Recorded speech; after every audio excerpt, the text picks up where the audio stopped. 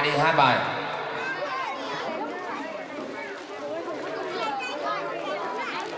Hát bài không?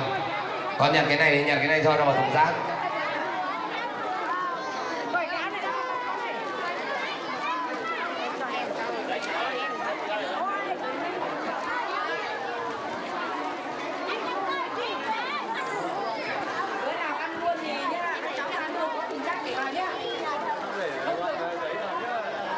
Chúng ta nhận bánh kẹo, ăn bánh kẹo xong rồi xin chúng ta ra lấy quần áo nhá.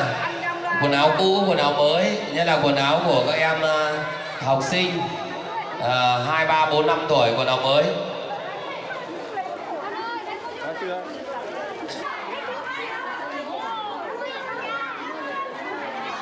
Ôi, ai lấy quần áo thì đi ra đây. Đi ra đây, quần áo cũ, quần áo mới. Quần áo mới thì phát, còn quần áo cũ thì chọn. Khi chúng ta nhận quần áo thì 23 hộ đã được mời lên để nhận quà của chương trình Bác Ái mùa Trung thu 2020. Thì xin chúng ta vui lòng xếp hàng trước sân khấu cùng với 7 em học sinh của các dì ở nhà lưu trú. Thì xin các dì cũng sắp xếp cho cháu lên nhận mỗi cháu một xe đạp của 2 gia đình và một công ty ủng hộ cho chương trình tiếp sức cho các cháu đến trường. Ra đây nhận quần áo. Ai thích lấy quần áo, có cả quần áo mới, quần áo cũ. Tiếp đến là xin 23 gia đình mà chúng ta đã được mời là những gia đình có người khuyết tật và các gia đình đặc biệt khó khăn.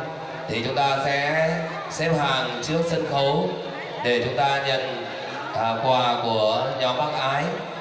Rồi cộng với 7 em học sinh đang học tại nhà lưu trú mà đã được chọn thì các em sẽ lên nhận 7 cái xe đạp của nhóm Bác Ái với chương trình là tiếp sức cho các em đến trường. Xin mời chúng ta cứ ăn bánh kẹo đi. Ăn bánh kẹo đi xong thì ra đây nhận quần áo. Nhận quần áo cả mới cả cũ, nhất là quần áo mới cho các em học sinh.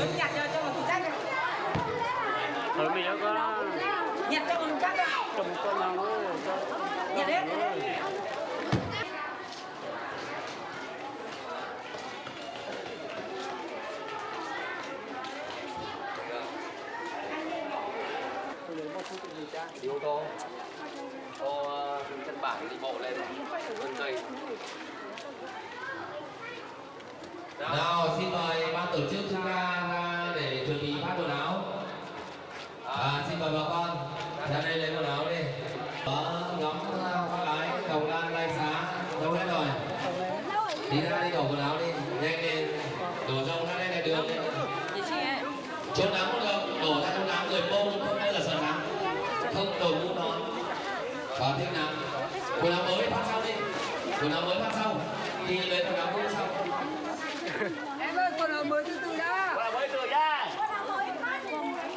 Đã phát quần áo đủ áo này đã. Đổ hết rồi, đổ dài ra đi, đổ dài ra.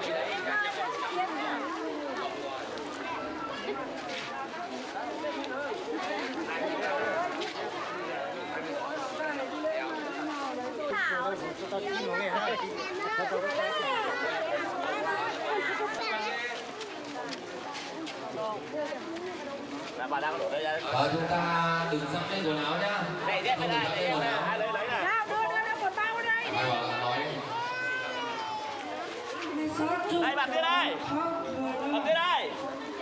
Bạn kia. Này. Chúng ta không được dẫm lên quần áo nhá.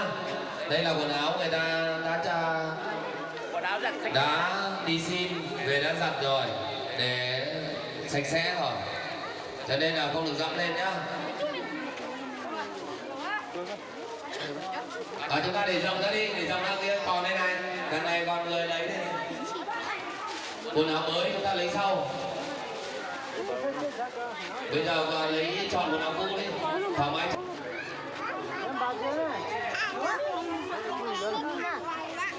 Đây quần áo trẻ con này, quần áo trẻ con này nhiều quá này. Nhà nào có Mỹ Tù Mỹ Sai này, Mỹ Tù Mỹ Sai quần áo này. Hết chưa.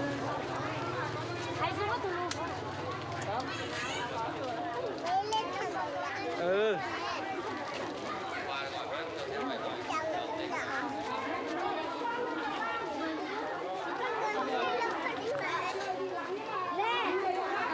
Mời chúng ta lấy quần áo đi, đây là cả trẻ con nhiều lắm này.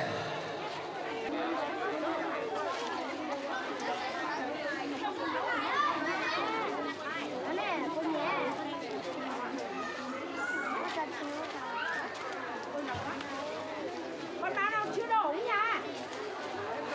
Hết rồi hả?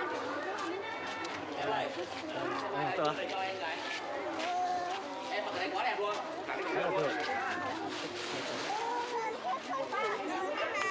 Vũ có còn một sơ nè.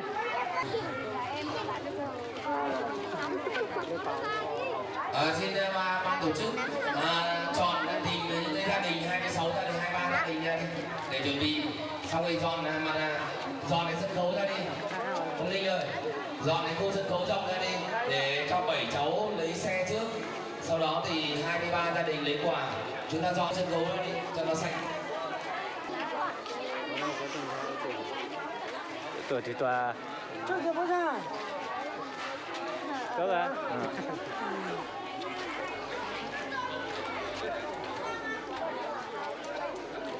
Bây giờ. Đến giờ chứ, Vũ có con mông trái con sẽ cảm không ai? Im lặng rồi chi lên trái lúc đó con. Lúc quên thấy lúc á. Lúc con nhớ tiền không? Muốn tìm lòng trái lúc đó. Lúc. Chấm on. Lúc. Đấy, đi với cô, cái đấy chị cho vào chỗ xe máy nhá.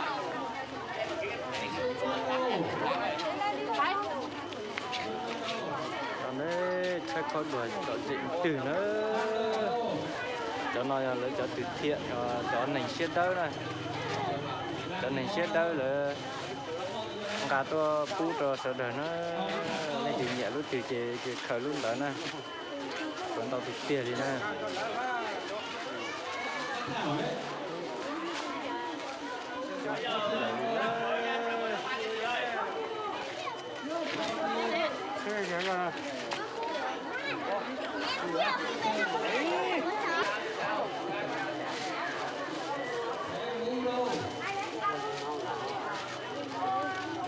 Cha nhờ các bạn nhỏ đi xung quanh nhà thờ làm việc phát lái là chúng ta nhận vào thùng rác cho cha cái nó sạch. Chúng ta chọn quần áo đi, chọn ở vô khác được cho làm sao cho phù hợp với gia đình.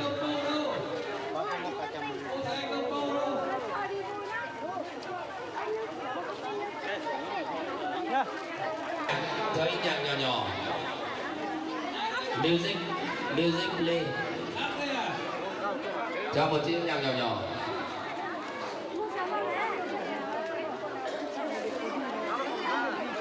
Anh chị em huynh trưởng xem lại quà của cha cái. Quà của đoàn bác gái là 300 suất.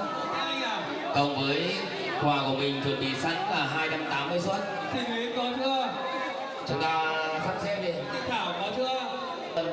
100 suất học bổng để tặng cho các cháu. Còn chị Vân đâu? Chị Vân đâu cô?